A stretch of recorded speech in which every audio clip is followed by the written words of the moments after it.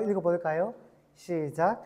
인자가 온 것은 섬김을 받으려 함이 아니여 도리어 섬기려 하고 자기 목숨을 많은 사람의 대속물로 주려 함이니라. 아멘. 여러분, 동상이몽이라는 말이 있습니다. 같은 잠자리에서 서로 다른 꿈을 꾼다라는 뜻입니다. 겉으로는 함께 하면서도 속으로는 딴 생각을 하는 경우에 동상이몽이라고 말합니다. 예를 들어 얼마 전에 축구 국가대표팀이 큰 문제가 발생했습니다. 대표팀이라면 사실 같은 생각을 가져야 하죠. 승리해서, 우승해서 국민들에게 기쁨을 안겨주겠다. 사실 이게 대표팀의 딱 같은 생각이어야 합니다. 많은 선수에게 가장 중요한 목표예요. 그런데 어떤 선수는 국민들의 기쁨이나 팀의 승리보다 자신의 커리어를 개발하는 게 우선이 되는 경우도 있습니다. 그렇다면 경기에서 어떤 일들이 벌어질까요? 패스를 하는 것이 더 효과적임에도 불구하고 무리해서라도 슛을 때려 자기가 골을 넣으려고 합니다. 왜냐? 자기 커리어가 그만큼 더 쌓이기 때문에, 자기의 가치가 올라가기 때문에. 동상이몽은 공동체를 해치고 팀워크를 해치는 좋지 않은 현상입니다. 결국은 동상이몽이 반복되면 서로 갈라지게 되는 것입니다. 오늘 말씀에도 이 동상이몽이 나옵니다. 바로 예수님과 제자들이 서로 다른 꿈을 꾸고 있었다라는 뜻입니다. 먼저 제자들은 어떤 꿈을 꾸고 있을까요? 우리 37절 말씀을 같이 한번 읽어볼까요? 37절 같이 읽어보겠습니다. 시작. 여짜오되 주의 영광 중에서 우리를 하나는 주의 우편에 하나는 좌편에 앉게 하여 주옵소서. 주님의 좌우편, 그 자리에 앉게 해 주십시오. 자신들이 좌우편에 앉으면 다른 제자들은 어디요? 저 밑에. 이 말은 주님 다음으로 다른 제자들보다는 높이, 그런 사람이 되고 싶습니다 라는 뜻입니다. 만약에 주님이 대통령이 된다면 우리는 총리가 되고 싶어요, 이런 뜻입니다. 그런데 이 말을 한 사람이 누굽니까? 보니까 세베대의 아들 야고보와 요한이라고 말합니다.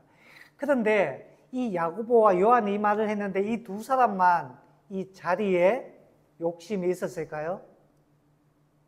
41절을 보니까 다른 10명의 제자들이 이 말을 듣고 박수를 쳤을까요?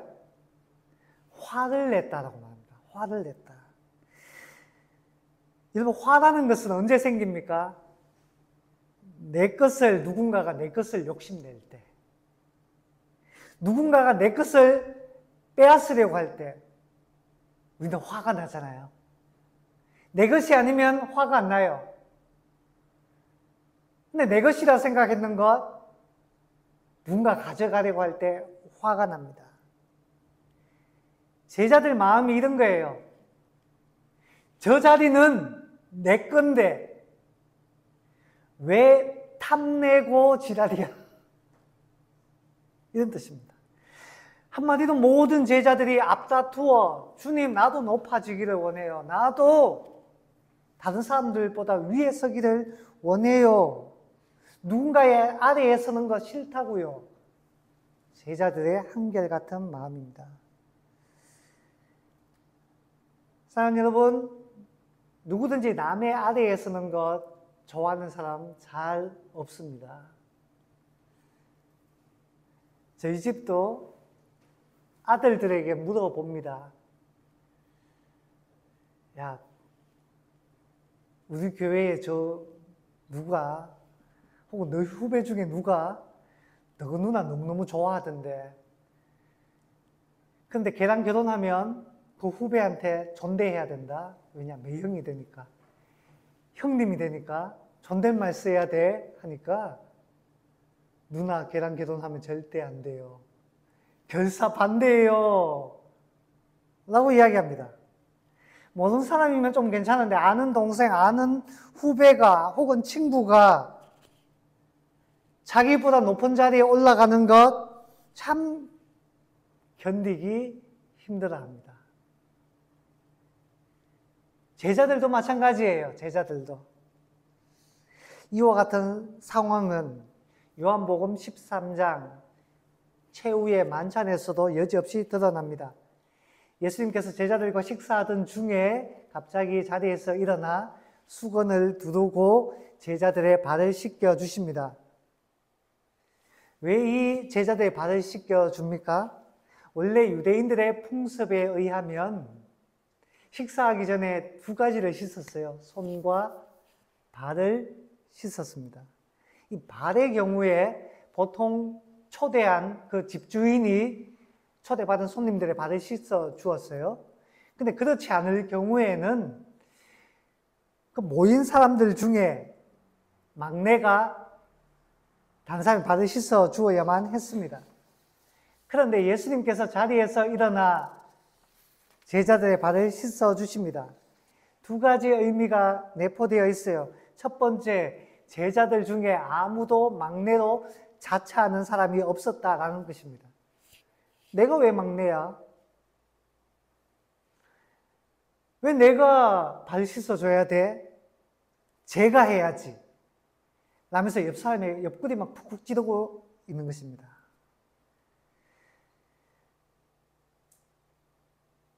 여러분, 높아지려는 경향은 한국 교회의 광풍을 몰고 왔던 고지론에서도 선명하게 드러납니다. 고지론 들어보셨을까요? 아실 거예요. 그리스도인이 세상의 고지를 점령하여 영향력을 발휘해서 하나님께 영광을 돌려야 한다라는 것이 고지론입니다. 네가 정치인이 되면 최고의 정치인, 경제인이 되면 최고의 경제인, 법조인이 되려면 최고의 법조인. 그래서 세상에서 높이 올라가야 된다라는 것입니다. 그래야 하나님께 영광이 된다는 거예요. 한때 한국 교회에 유행했고 지금도 많은 사람들이 이 고지론에 이끌립니다. 얼마나 좋습니까? 세상에서 최고가 된다는데 얼마나 좋아요. 하지만 이 고지론이 하나님의 말씀과는 얼마나 거리가 뭡니까? 여러분, 최고가 되지 못하면 하나님께 영광을 돌리지 못하나요? 1등이 아니면, 성공하지 않으면 하나님의 영광을 깎아 먹는 것일까요? 여러분, 하나님은 1도 영향을 받지 않습니다. 자신이 부끄러우니까 하나님 핑계를 대는 것입니다. 주님은 제자들 앞에서 몸을 낮추십니다. 그리고 제자들의 발을 씻겨주십니다. 왜냐? 이런 의미예요. 낮추는 자가 가장 큰 사람이다. 내려가는 자가 사실은 가장 높이 올라가는 자다. 라는 것을 몸소 친히 보여주신 것입니다. 여러분, 교회 안에서도 스스로 낮아지려는 사람은 그렇게 많지 않아요. 저희 교회 작은 공동체인데 그럼에도 불구하고 스스로 낮아지려는 사람 얼마나 될까요? 꼭 기억하세요. 스스로 낮은 자리로 내려가는 사람은 틀림없이 주님을 닮은 자입니다. 틀림없이 주님과 같이 행하는 자인 줄 믿습니다. 주님은 높아지려고 하지 않으셨습니다. 그리고 높아지라고 말씀하지도 않았습니다. 주님께서 원하시는 것은 낮아지는 것입니다. 우리 42절 말씀을 같이 한번 읽어볼까요? 시작. 예수께서 불러다가 이르시되 이방인의 집권자들이 그들을 임의로 주관하고 그 고관들이 그들에게 권세를 부리는 줄을 너희가 알거니와. 높은 곳에서 지배하는 것은 이방인들이 추구하는 것이다 라고 말합니다. 지배하고 다스리는 것. 이방인들의 권세자들이 하는 것이라는 겁니다. 누군가 불만을 이야기하면 입을 틀어막고, 누군가 이것은 잘못된 거 아닙니까? 라고 항의하면 끌고 가 내쫓고, 세상 권력의 방식입니다. 하나님 나라의 법칙이 아니에요. 하나님 나라는 어떤 것입니까? 43, 44절 같이 한번 읽어보겠습니다. 시작. 너희 중에는 그렇지 않을지니 너희 중에 누구든지 크고자 하는 자는 너희를 섬기는 자가 되고 너희 중에 누구든지 어뜸이 되고자 하는 자는 모든 사람의 종이 되어야 하리라. 아멘. 섬기는 자가 큰 자가 된다라고 말합니다. 어뜸이 되려면 힘으로 억압하고 위압하고 불도저처럼 밀어붙이는 것이 아니라 종이 되어야 한다라고 말합니다. 선거철이 가까워 오고 있습니다. 많은 정치인들이 시장을 찾아갑니다. 달동네를 찾아갑니다.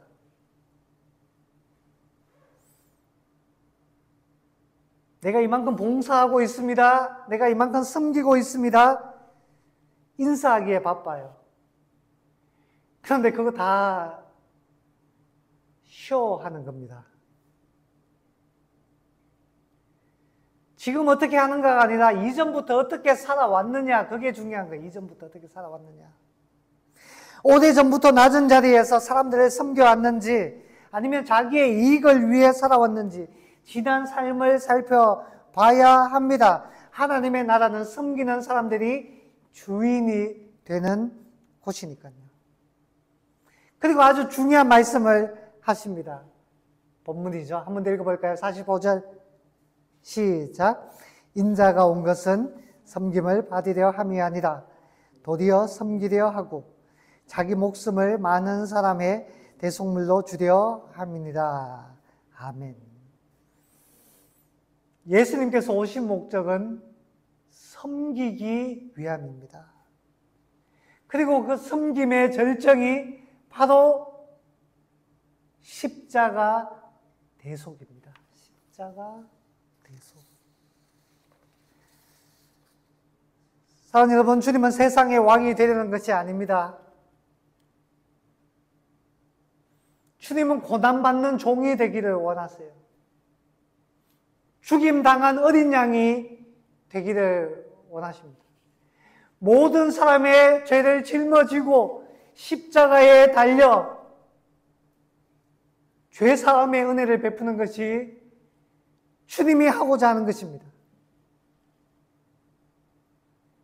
주님 그것을 위해 오셨어요. 그리고 그것을 이루셨습니다. 그런데 제자들은 착각하고 있습니다. 주님이 마치 세상의 왕이 되기를 원해요. 예수님의 목표는 세상의 부와 권세를 얻는 것이 목표가 아닙니다. 그런데 제자들은 왜 그럴까요? 왜 높은 자리에 가고 싶을까요? 왜 총리 자리를 달라고 하는 것일까요? 예수님께서 잘못 가르친 것일까요? 아니, 예수님 지금까지 그렇게 가르치셨잖아요. 우리가 그렇게 들었다고요. 그런데 왜 이제 와서 다른 이야기를 하십니까? 과연 그런 것일까요? 주님은 그렇게 말씀하신 적이 한 번도 없습니다. 제자들이 잘못 알아들었든지 아니면 주님의 가르침을 애써 외면했던 거예요. 어떻게 알 수 있을까요? 33, 34절을 보면 알 수가 있습니다. 제가 읽어볼게요. 보라, 우리가 예루살렘에 올라가노니 인자가 대제사장들과 서기관들에게 넘겨짐에 그들이 죽이기로 결의하고 이방인들에게 넘겨주겠고 그들은 능욕하고 침뱉으며 채찍질하고 죽일 것이나 그는 3일 만에 살아나리라 하시니라. 자, 이 말씀을 언제 하셨는가 하면 야고보와 요한이 총리 자리를 주세요라고 말하기 바로 직전, 바로 앞에 이 말씀을 하셨습니다. 주님은 십자가와 부활을 말씀하셨어요. 이것은 영적인 부분입니다. 그런데 제자들은 육적으로, 정치적으로 해석합니다. 이것은 죄사함과 용서와 회복에 대한 말씀입니다. 그런데 제자들은 힘과 권세, 부귀, 영화로 알아듣습니다. 그러니까 그 바로 다음에 총리 자리 주세요라고 하는 거 아닐까요? 왜 제자들은 아라고 이야기하는데 어라고 알아들을까요? 왜 동쪽으로 가라고 하는데 왜 서쪽으로 갈까요? 저 하늘을 바라보라라고 하는데 왜 제자들은 땅을 바라볼까요? 왜냐? 그것들로 제자들의 마음이 가득 차 있기 때문입니다. 가득 차 있어요. 슬픈 것은 제자들이 주님을 전혀 이해하지 못하고 있다는 거예요. 3년 동안 따라다녔는데 같이 먹고 마시고 같은 잠자리에 누웠는데 왜 그럴까요? 주님은 얼마나 외로우셨을까요? 얼마나 이해받기에 목마르셨을까요? 얼마나 같은 자리에 있으면서도 때로는 답답하셨을까요? 그래서 주님께서 마리아를 칭찬하시잖아요. 예수님께서 십자가에 달리기 며칠 전에 베다니에서 아끼는 자들을 방문하시죠. 그 마리아 집. 그러자 그 마리아가 주님을 위해서 꼬깃꼬깃 아껴두었던 향유옥합을 깨트려 주님께 붓습니다. 300나드라는 엄청난 것이었어요. 그러니까 제자들이 화를 내잖아요. 아깝다, 왜 낭비하냐, 아까워 죽겠네. 자기 것도 아니면서 야단칩니다. 마리아가 남의 것으로 아니라 자기 것으로 드리는데요. 제자들이 화내고 야단치는데 주님은 놔두라 라고 하십니다. 왜냐? 마리아가 지금 무엇을 하고 있습니까? 예수님의 장례를 준비하고 있는 겁니다. 장례식.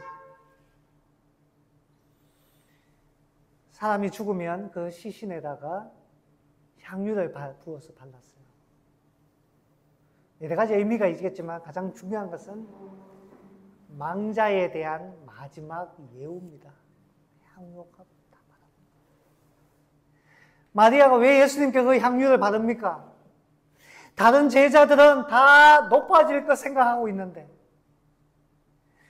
다른 제자들에게는 사람들의 호산나 다윗의 자손이여 우리를 구원하소서라는 그 종려나무 가지가 보이고 그 깔린 그 왕이 가는 그 길만 보이는데 그 면류관만 보이는데 제자들은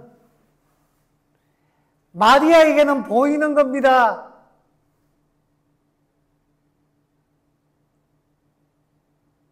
주님 우리를 위해서 죽으실 때가 되셨다.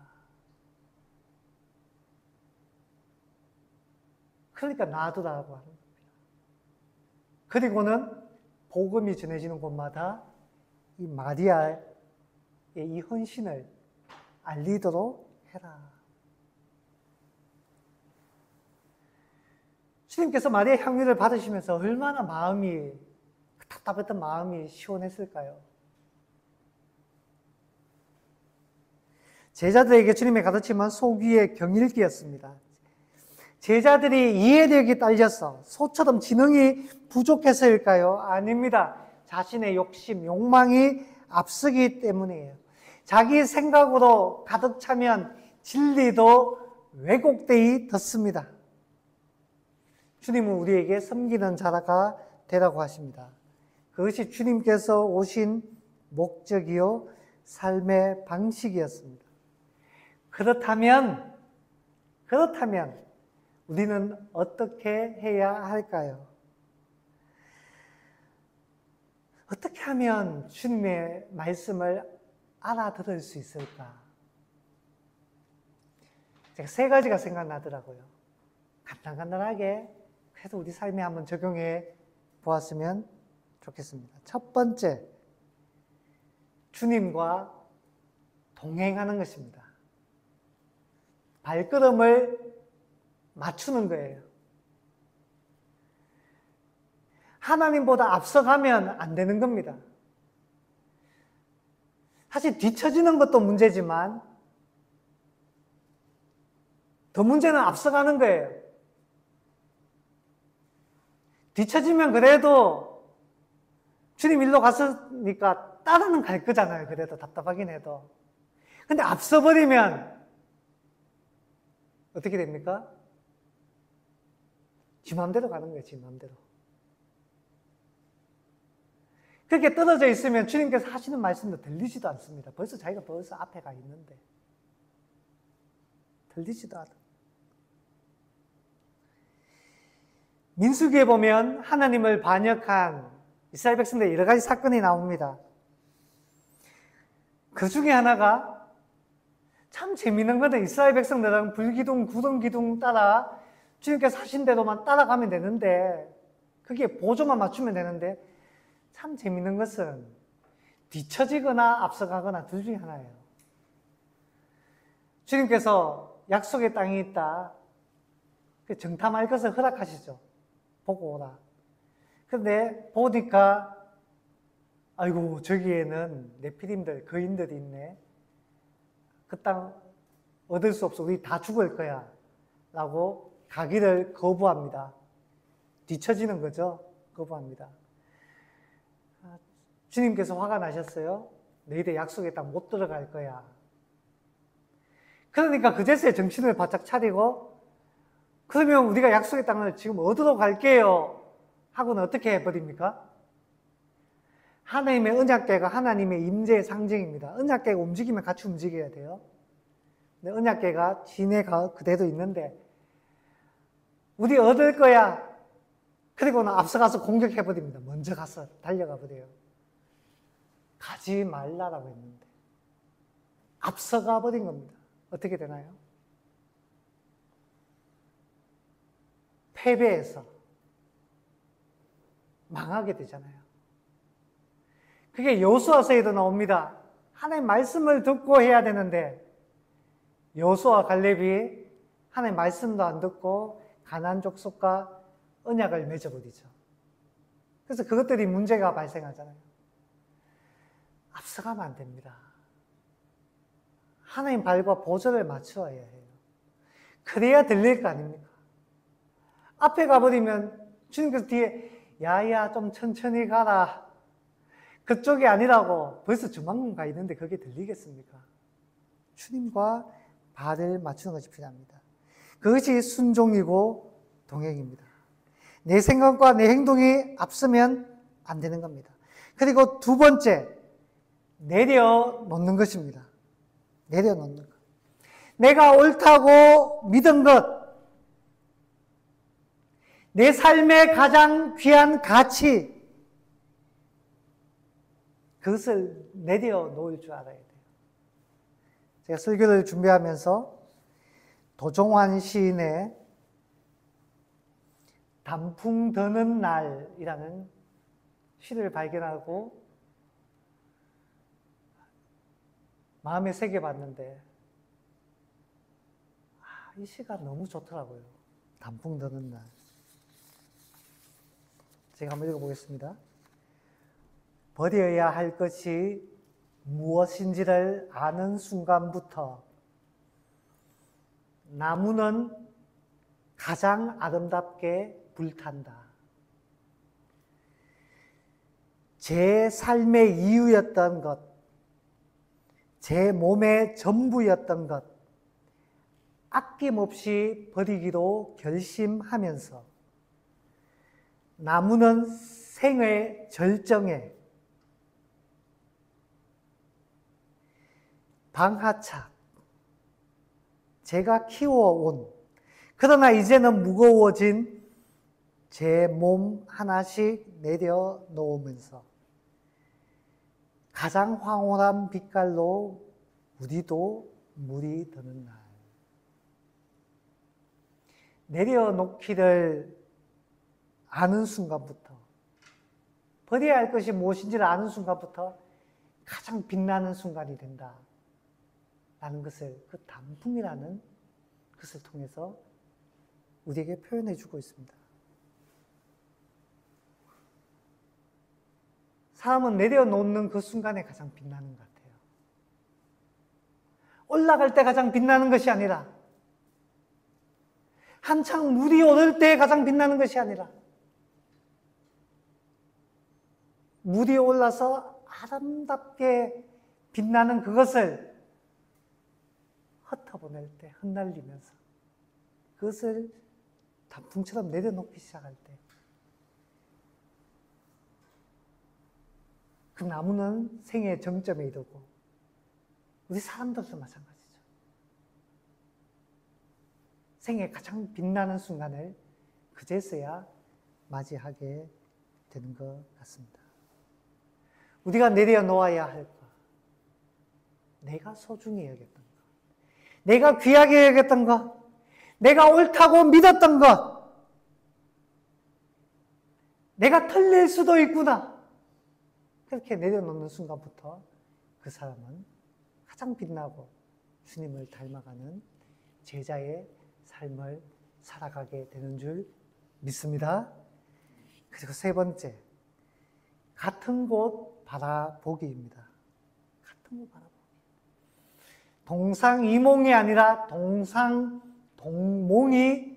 필요합니다. 사실 여러분, 주님께서 가리키는 것은 어쩌면 우리 마음에 들지 않는 소박하고 초라한 것일 수 있습니다. 왜냐, 헌신은 그렇게 멋지지 않아요. 낮은 것에서 섬기고 봉사하는 것은 화려하지 않습니다. 선교, 사실 세상적인 관점에서는 그렇게 멋지지 않아요. 개척, 불쌍해 보입니다. 그렇게 본 사람들 엄청 많아요. 희생하고 섬기는 것, 간지가 나지 않습니다. 뽀대가 나지 않아요. 그런데 여러분, 하나님의 나라는 큰 나무에서 시작되는 것이 아닙니다. 울창한 숲에서 시작하는 게 아니에요. 하나님의 나라는 잘 보이지도 않는, 초라하기 그지없는 그 겨자씨에서부터 하나님의 나라는 시작하는 것입니다. 주님께서 그 겨자씨, 누구도 주목하지 않는 그 겨자씨를 보고 계시다면 우리도 그 겨자씨를 보아야 합니다. 큰 나무를 봐가 아니라 주님 겨자씨, 그 겨자씨 볼품 없나요? 아니요. 자세히 보세요. 그 겨자씨 오래 보세요. 자세히 보아야 아름답고 오래 보아야 사랑스럽습니다. 주님의 말씀을, 주님의 비전을, 하나님의 나라를 깊이 생각하세요. 그러면 깊이 바라보고 깊이 묵상하고 깊이 생각하면 처음에는 초라해 보였던 그것이, 처음에는 볼품없어 보였던 그것이, 처음에는 아무것도 아닌 것처럼 보였던 것이 귀하게, 가치 있게, 아름답게, 사랑스럽게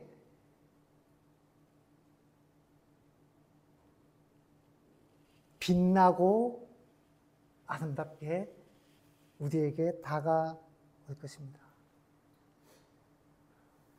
하늘과 주님의 말씀을 흘려 듣지 마세요. 깊이 생각하세요. 주님 가르치는 것을 흘려보지 마세요. 깊이 생각하세요. 그 겨자씨 무시하지 마세요. 깊이 바라보세요. 이 겨자씨에서 하나님의 나라를 보는 것을 믿음이라고 이야기합니다. 그 가치를 발견하게 될 것입니다. 말씀을 맺습니다. 주님은 우리가 섬기는 자가 되기를 바라십니다. 우리가 원하는 것과 어찌 그리 다른가요? 하지만 제자란 주님과 같이 보고 주님과 함께 걷는 자입니다. 주님과 먼저 발을 맞추세요. 그리고 자신의 욕심을 내려놓으세요. 마지막으로 주님께서 보시는 것을 같이 바라보세요. 그럴 때에 주님께서 기뻐하시는 제자의 삶을 살게 되는 줄 믿습니다. 그렇게 주님과 동행하는 저와 여러분 될 수 있기를 주님의 이름으로 축원합니다.